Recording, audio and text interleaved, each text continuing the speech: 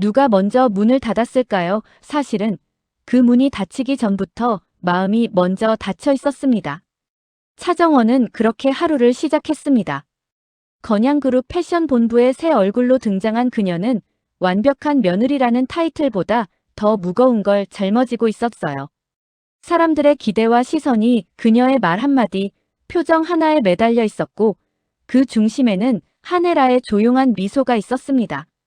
예쁠 정도로 부드러운 미소였지만 정원은 그 안에 숨어있는 질문을 누구보다 잘 알고 있었죠. 너 나한테 얼마나 오래 숨길 수 있겠니? 둘 사이의 공기는 말랑하지 않았습니다. 닿는 순간 금이 가고 비어있는 것 같은데 묘하게 무게가 실린 공기. 정원은 결심했습니다. 정면 승부는 안 해. 대신 천천히 무너뜨릴 거야. 사람은 사건보다 습관에 지치거든. 그녀가 처음 선택한 건 조용한 혼란이었습니다. 회의 일정을 미묘하게 바꾸고 회의록에서 결론을 뺐어요. 프레젠테이션 화면에는 핵심 요약만 띄워놓고 결론은 입으로만 말했습니다. 사람들은 어딘가 어긋난 줄 알면서도 왜 그런지 설명을 못했습니다. 어색한 공기가 쌓여가자 제일 먼저 알아챈 건 한혜라였습니다. 사소함이 쌓이면 방향이 바뀌는 법이지. 위험할 정도로 조용하네. 헤라는 구실장에게 낮은 목소리로 말했습니다. 단순한 말이었지만 그 순간 분위기는 확실히 바뀌었어요. 그녀는 알았습니다. 사소한 어긋남은 누군가의 신호라는 것을. 정원은 웃음을 감추며 속삭였죠. 이건 시작이야. 사라질 게 아니라 스며들게 만들 거야. 이제 균열은 말없이 천천히 그러나 확실하게 번지기 시작했습니다. 그리고 곧 건양그룹의 가장 단단한 벽이 한 사람의 손끝에서부터 무너지기 시작할 거라는 걸 정원도 헤라도 눈치채고 있었죠. 서로가 서로를 겨냥하고 있다는 걸. 단지 누가 먼저 무너지는지를 두고 조용히 긴장하고 있었을 뿐입니다. 주하늘은 두 사람 사이를 가르는 투명한 선을 처음엔 모른 척했는데요. 어느 순간부터 그 선이 복도 끝까지 그어져 있다는 걸 알아차리더라고요. 정원, 너 요즘 말수가 줄었지. 하늘이 조심스럽게 말을 건넸습니다. 정원이 웃으며 고개를 저었어요. 말이 아니라 생각이 늘었어요. 그 대답이 묘하게 불편하게 들렸습니다. 하늘은 더 묻지 않았는데요. 그 침묵이 오히려 둘 사이에 작은 절벽을 만들었죠.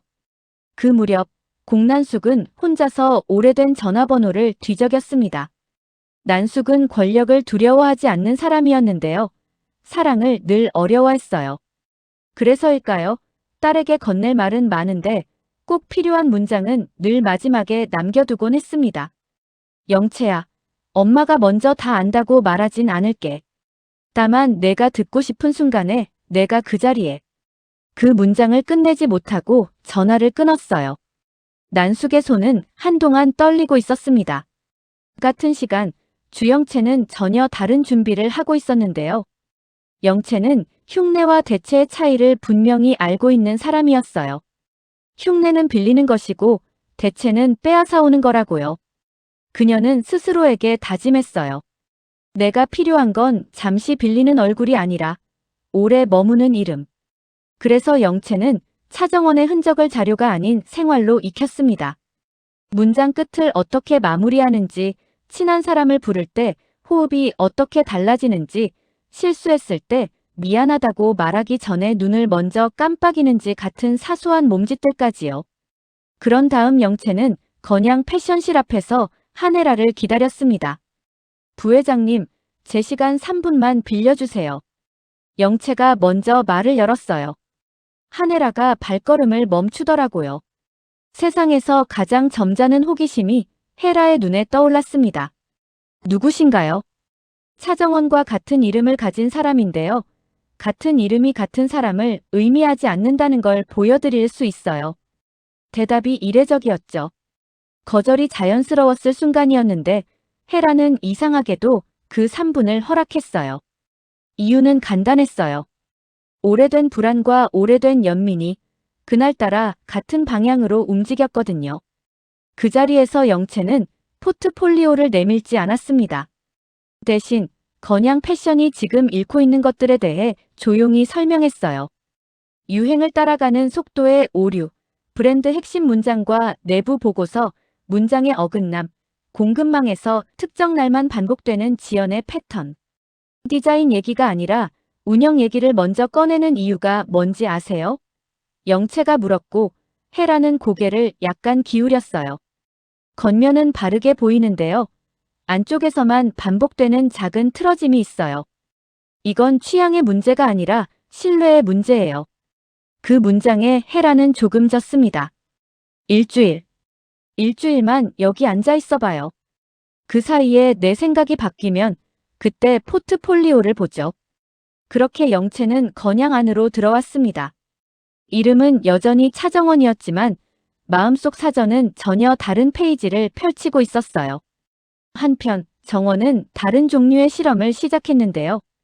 윤비서를 통한 보고 라인의 시간대를 살짝 바꾸고 황 실장에게는 늘 듣던 표현 대신 낯선 표현을 쓰게 했고 진세훈에게는 특정 문서의 초안을 일부러 구식 폰트로 출력해 전달했어요. 사람들은 별거 아니라고 웃었지만 반복되자 누가 왜라는 질문이 생겼고 그 질문은 마치 막 걸음마를 뗀 의심처럼 여기저기 부딪히며 자라났습니다. 세훈은 처음엔 그 의심을 두 손으로 막아보려 했는데요. 어느 날 이런 말을 하더라고요. 정원, 내가 안전해지면 나도 편해질 줄 알았는데 이상하네. 내가 단단해질수록 우리 바닥이 얇아지는 느낌이야. 정원은 대답 대신 미소를 보였어요. 그 미소는 부드럽지만 차갑게 닫힌 문 같았고 세훈은 그 문턱을 넘지 못했죠. 진태석은 밖에서 바람의 방향을 살폈습니다. 태석은 감각이 빠른 사람이었는데요. 냄새가 바뀌는 순간을 잘 잡아내는 편이었죠. 한 부회장, 요즘 내부 공기가 가볍진 않네요. 태석의 말은 늘 정중했지만 칼끝이 둔해본 적이 없었습니다. 헤라는 태석을 잠시 바라보더니 담백하게 대답했어요. 가볍지 않은 게 꼭 나쁜 건 아니죠. 무거워야 가라앉을 게 보이기도 하니까요. 태석은 그 말에서 낯선 확신을 들었고 그 확신이 자신의 계획을 조금 미루게 만들었어요. 기다림도 전략이거든요. 그 사이 세미는 다른 불편을 크게 키우고 있었습니다. 세미는 자신이 사랑받는 방식으로 세상을 이해하는 사람이었어요.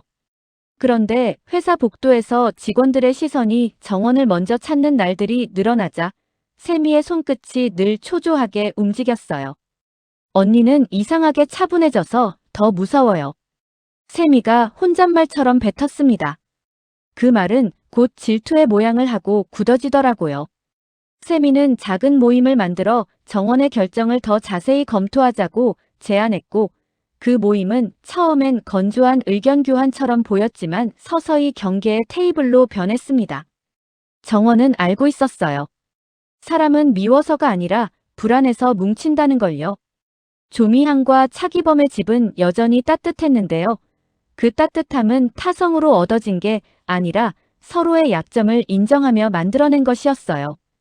어느 날 미향은 부엌에서 정원에게 말했어요. 정원아, 따뜻한 말은 힘이 약해서 오래 못 갈 거라고들 하는데 내가 살아보니까 오래 가더라. 대신 느리게 스며들지. 정원은 그 말을 듣고 한동안 아무 말도 하지 않았습니다. 마음속의 울음이 꼭 눈으로만 나오진 않더라고요. 그날 밤 정원은 새로 쓴 다이어리 첫 줄에 이런 문장을 남겼습니다. 나는 오늘부터 나쁜 기억을 지우려 하지 않고 좋은 기억을 더 많이 쌓는 쪽으로 복수하겠다. 이상하게 그 문장이 칼보다 단단했어요. 한혜라는 밤새 보고 라인을 다시 그려봤습니다. 이름과 화살표 대신 단어와 의도를 적어 넣었어요. 같은 사실이라도 표현이 조금만 달라지면 결론이 미끄러지더라고요. 그래서 다음 날 윤비서를 불러 아주 사소한 걸 확인했는데요. 지난주 회의록에서 재검토가 보류로 바뀐 지점, 누가 손댔나? 윤비서는 곧장 답하려 했다가 멈췄습니다. 부회장님, 그건 자연스러운 정리가. 헤라는 고개를 저었어요. 자연스럽다는 말이 제일 위험해. 누군가의 습관이 구조가 되는 순간이니까. 그 한마디로 방의 온도가 달라졌습니다. 헤라는 범인을 찾으려 들지 않았습니다. 대신 이유가 지나간 길을 더듬었어요. 같은 사람이라도 재검토라고 쓰는 날과 보류라고 쓰는 날이 왜 다른지, 그날 그 사람의 마음에 무슨 일이 있었는지. 그래서 그녀는 결론부터 묻지 않고 감정부터 물어보기로 했죠. 정원과의 짧은 대화는 의외로 많은 걸 알려주었습니다. 내가 불안할 때 먼저 만지는 건 뭐니?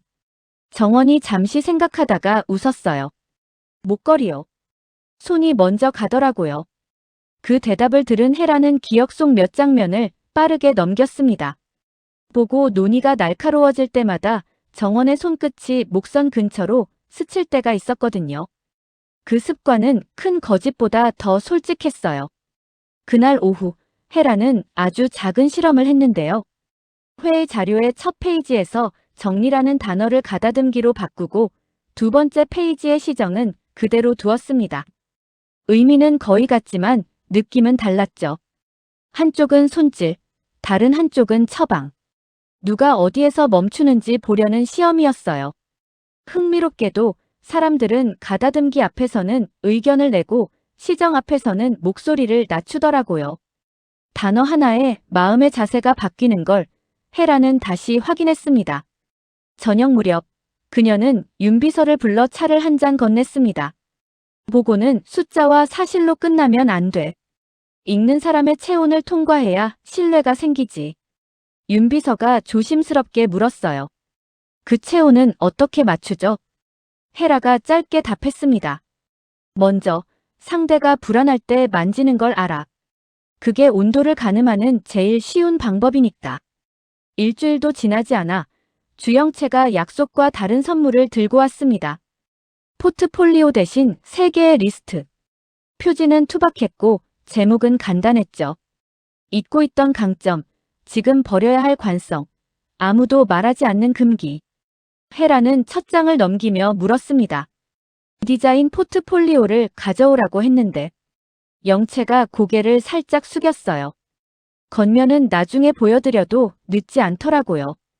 안쪽 질서를 먼저 맞추면 결과물의 톤이 자연스럽게 따라오니까요. 잊고 있던 강점에는 의외의 항목이 많았습니다. 건양은 느리지 않았고요. 오히려 주저없이 컷을 내리는데 강했어요. 다만 왜 빨랐는가를 기록하지 않았다는 점이 문제였죠. 빨랐던 이유를 기록하면 다음 빠름은 설득이 되더라고요. 최종 결정을 위에서 내리되 중간 단계에서 아래 의견을 근거로 끌어올리는 방식이 있었는데요. 이건 권위주의가 아니라 통로 디자인의 문제예요. 통로를 보수하면 합의가 실체를 가집니다. 당장 버려야 할 관성은 더 직설적이었어요. 내부 검토 중이 실은 아무도 책임지고 싶지 않음의 대체 문장으로 쓰이는 경우. 발언 순서가 직급을 따라가면 숫자는 위로 갈수록 낙관적으로 변합니다. 정확한 숫자는 아래로 흐르거든요. 그래서 맨 먼저 현장 담당에게 결론이 아닌 불편을 말하게 하면 보고서에 거짓말이 줄어요. 실패 사례를 실명화해서 처벌의 기억으로 남기는 습관. 실패를 익명화하고 과정만 실명화하면 다음 시도는 살아납니다. 마지막 아무도 말하지 않는 금기를 펼치자 헤라의 손이 잠깐 멈췄습니다. 위기일수록 보호의 명분이 강화되지만 그 명분이 기준을 흐릴 때가 있습니다. 가족 보호는 필요하지만 가족 단어가 들어가는 순간 논의가 멈추는 구조는 고쳐야 해요. 보호와 절차를 분리하면 감정의 빚이 줄어요. 좋은 사람으로 불리는 중간 관리자에게 책임이 몰리는 현상.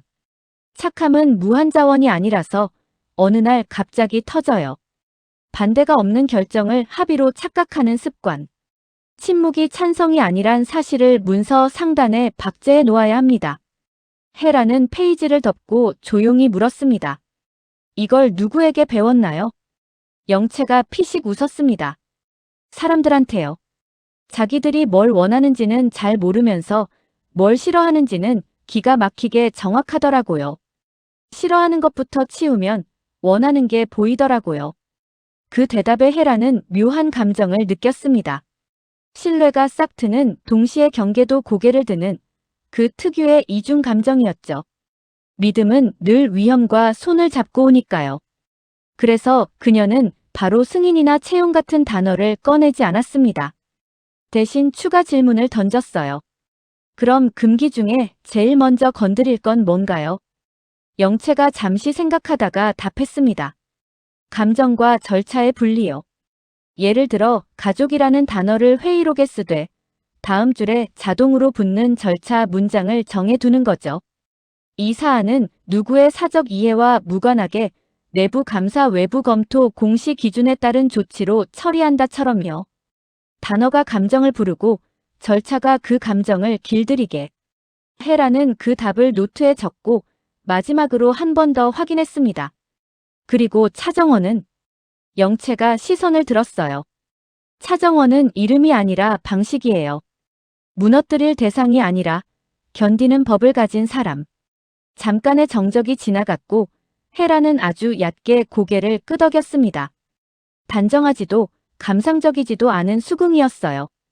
그날 늦게 헤라는 윤비서에게 짧은 메모를 보냈습니다. 회의록 첫 페이지 상단 고정 문장 신설 침묵은 찬성이 아니다. 가족 키워드 등장 시 자동 절차 문장 연동 테스트. 보고서 용어 사전 제작 보류 재검 토 시정 가다듬기 구분 가이드. 현장 발언 선계 시 회의 파일럿 운영. 정원에게는 더 짧은 메시지를 보냈습니다. 목걸이 대신 내일은 물컵을 잡아봐. 손이 어디로 가는지부터 바꾸자. 정원은 그 문장을 읽고 한참을 가만히 있었어요. 이상하게도 손끝이 정말로 목선이 아니라 책상 위로 내려가더라고요. 작은 습관이 방향을 바꾸는 순간 마음이 따라오는 걸 정원은 처음으로 느꼈습니다. 그리고 영채는 빈 회의실에서 자신의 리스트를 다시 펼쳐보며 혼잣말로 정리했어요. 흉내는 빌리고 대체는 빼앗고 보완은 함께 선다. 그녀가 원하는 건 세 번째였는데요. 그게 더 오래가니까요. 더 위험하지만 더 단단하니까요. 헤라는 창가에 서서 짧게 결론을 내렸습니다. 범인보다 이유, 사건보다 습관. 그리고 마음속에 하나를 더 덧붙였어요. 신뢰는 증거로 만들 수 있지만 지속은 언어로 만든다. 믿음과 위험이 같은 속도로 걸어오고 있었지만 이번엔 도망치지 않기로 했습니다. 이유를 끝까지 따라가 보면 구조가 바뀌고 구조가 바뀌면 사람의 표정이 바뀌니까요. 그 변화의 첫 페이지는 이미 넘겨진 상태였거든요. 정원과 영채의 궤적은 결국 한 곳에서 마주쳤습니다. 브랜드 코어 슬로건 제정의 회의였는데요. 정원은 단어를 골랐고 영채는 그 단어를 사용할 수 없는 이유를 3가지씩 들었어요. 두 사람의 문장들이 정면으로 부딪히는데도 이상하게 싸움 냄새가 나지 않았습니다.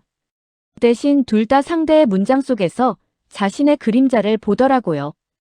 회의가 끝날 무렵 영채가 갑자기 물었어요. 차정원 씨, 당신은 당신 이름이 누구에게 제일 중요하다고 생각해요? 정원이 잠시 생각하다가 대답합니다. 나를 좋아하지 않는 사람한테요. 그들이 내 이름을 어떻게 부르는지가 나를 가장 흔들더라고요. 그 답을 들은 영채의 미간이 아주 얕게 떨렸습니다. 그녀는 그 순간 자신이 빼앗으려 했던 게 이름 그 자체가 아니라 이름으로 견디는 방식이었다는 걸 깨달았거든요. 그날 저녁 주하늘은 정원에게 메시지를 보냈습니다. 정원, 내일 아침 시간 비워줘. 같이 먹자. 단순한 초대였는데 정원은 한참을 망설였어요. 마음이 멀어지는 건 큰 사건 때문이 아니라 자주 놓친 작은 초대 때문이더라고요. 결국 정원은 짧게 답했습니다. 내일 봬요. 하늘은 그 짧은 문장에서 겨우 안도를 찾았는데요. 안도는 언제나 예고 없는 불안과 짝을 이루죠. 다음 주 내부 감사 초안이 돌기 시작했습니다. 누구도 놀라지 않았어요. 놀랄 준비를 끝낸 얼굴들이 회의실을 채웠습니다. 그런데 초안의 핵심은 횡령이나 배임이 아니라 보고의 신뢰도였어요. 문장과 숫자가 다르지 않은데 결론이 다르게 느껴지는 보고의 습관. 그 습관을 바꾸는 게 감사의 출발점이었죠. 한혜라는 단 한 줄의 코멘트를 남겼습니다. 우리는 결과에만 보너스를 주었고 과정에는 아무 상도 주지 않았다. 그 문장에 사람들의 표정이 조금씩 달라졌습니다. 보너스가 아니라 상이라는 단어를 골랐다는 사실이 누군가에게는 위로였고 누군가에게는 경고였거든요. 그 무렵 공난숙은 드디어 정원을 찾아왔습니다. 내가 나를 용서하지 않아도 돼. 근데 내가 나를 미워하는 방법만은 내가 가르치고 싶지 않다. 난숙의 말은 서툴렀지만 이상하게 멀리까지 도달하더라고요. 정원은 고개를 떨군 채 오래 숨을 들이켰어요. 엄마, 내가 미워하는 건 사람이 아니라 순서예요. 누가 먼저 내 마음을 내다버렸는지, 누가 나중에 그 자리를 채우려 했는지 그 순서를 바꿔서 살고 싶어요. 난숙은 그 말에 대답하지 못했는데요. 한동안 눈을 감고 있었어요. 눈물은 나오지 않았습니다. 대신 오래 묶여있던 한숨이 조용히 풀렸습니다. 그리고 드디어 폭발이 왔습니다. 폭발은 소리로 오지 않았고 작은 알림으로 도착했어요. 내부 메신저에 익명으로 올라온 한 장의 캡처 이미지. 회의록 일부였는데 거기엔 한혜라의 짧은 메모가 들어있었어요. 이건 가족의 문제이니 회사 논의에서 제외. 사람들은 그 한 줄을 각자 다른 마음으로 읽었습니다. 어떤 이는 사적 보호로, 어떤 이는 권한 남용으로. 불이 번지는 속도는 해석의 수만큼 빨랐습니다. 진세미가 제일 먼저 손을 들었어요. 부회장님, 회사에서 가족을 논하는 게 적절한가요? 혜라는 눈을 들었고 미소를 지웠습니다. 적절하지 않죠. 그래서 제외한다고 쓴 겁니다. 단문은 단단했는데 그 단단함이 갑자기 외로워 보였어요. 익명 캡처의 출처는 끝내 밝혀지지 않았습니다. 다만 그날부터 회사는 이상한 침묵으로 더 시끄러워졌어요. 모두가 낮은 목소리로 이야기할수록 마음의 고함은 더 커지더라고요. 그 사이에서 정원은 자신이 시작한 사소한 어긋남들이 이제야 제 모양을 갖춰 간다는 걸 느꼈습니다. 그러나 이상하게도 마음은 가볍지 않았어요. 내가 원하는 건 무너지게 하는 게 아니라 멈추게 하는 건데. 정원은 혼잣말을 했습니다. 멈춘다는 건 이어달리기를 중단한다는 뜻이 아니라 바통의 방향을 바꾼다는 뜻이라는 걸 조금 늦게 깨달았어요. 주영채는 조용히 가방을 정리했습니다. 그녀는 생각을 바꾸었어요. 빼앗는 대신 겹치기로. 자신을 정원의 그림자에 포개어 넣되 그림자가 그림자를 공격하지 않게 만드는 방식으로요. 영채는 한혜라에게 마지막으로 이렇게 말했습니다. 부회장님, 저는 누군가의 대체품으로 들어왔지만 이 회사에 필요한 건 대체가 아니라 보완이에요. 저는 그림자의 결을 다듬을게요. 다만 언젠가 제 이름을 제가 직접 쓰는 날이 오면 그때는 방해하지 말아주세요. 혜라는 잠시 눈을 감았다가 떴습니다. 그때 내 이름이 어디에도 끌려가지 않기를 바랄게요. 결말은 아직 오지 않았습니다. 다만 한 가지는 분명해졌어요. 누가 먼저 문을 닫았는지 따지는 이야기는 이제 의미가 없어졌다는 것. 문을 닫고 나와서 어디로 가는지가 더 중요해졌다는 것. 차정원은 다이어리 맨 끝 페이지에 오늘의 결심을 적었습니다. 나는 나를 무너뜨린 방법으로 누구도 밀어내지 않겠다. 대신 내가 선택한 온도로 이 집을 바꾸겠다. 주하늘은 다음 줄에 짧게 덧붙였죠. 내가 그 온도를 지킬게. 공난숙은 그 아래에 익숙하지 않은 필체로 한 줄을 더했어요. 늦게 온 엄마라도 제일 먼저 문 앞에 서 있을게. 그리고 아주 멀지 않은 언젠가 한혜라는 빈 회의실에 홀로 앉아 손을 모으고 있었습니다. 나는 과거를 덮은 사람이 아니야. 나는 과거를 번역한 사람이야. 그녀가 조용히 중얼거렸는데요. 그 번역이 누구에게는 변명으로, 누구에게는 고백으로 들리겠죠. 그러나 이제는 알 수 있었어요. 이 집안의 언어를 바꾸는 사람은 더 이상 한 사람만이 아니라는 것을요. 이름이 같아도 서로 다른 두 사람, 서로 다른 두 엄마 그리고 서로 다른 두 종류의 사랑이 같은 지붕 아래에서 서로의 온도를 배우기 시작했다는 것을요. 그날 밤 정원은 다시 첫 문장을 떠올렸습니다. 그날 밤 누가 먼저 문을 닫았을까요? 그리고 조용히 정답을 고쳐 적었어요. 문을 닫은 건 사람이 아니라 오래된 습관이었다. 문 바깥의 공기가 달라졌는데요. 이상하게도 그 공기엔 평온이 조금 섞여 있었습니다. 평온이 꼭 행복이어서가 아니라 다음 문을 내가 열겠다는 마음이 자리를 잡았기 때문이었어요. 이제부터의 선택은 더 이상 누가 시켰는지가 아니라 내가 어떤 온도로 했는지로 기록될 거였거든요.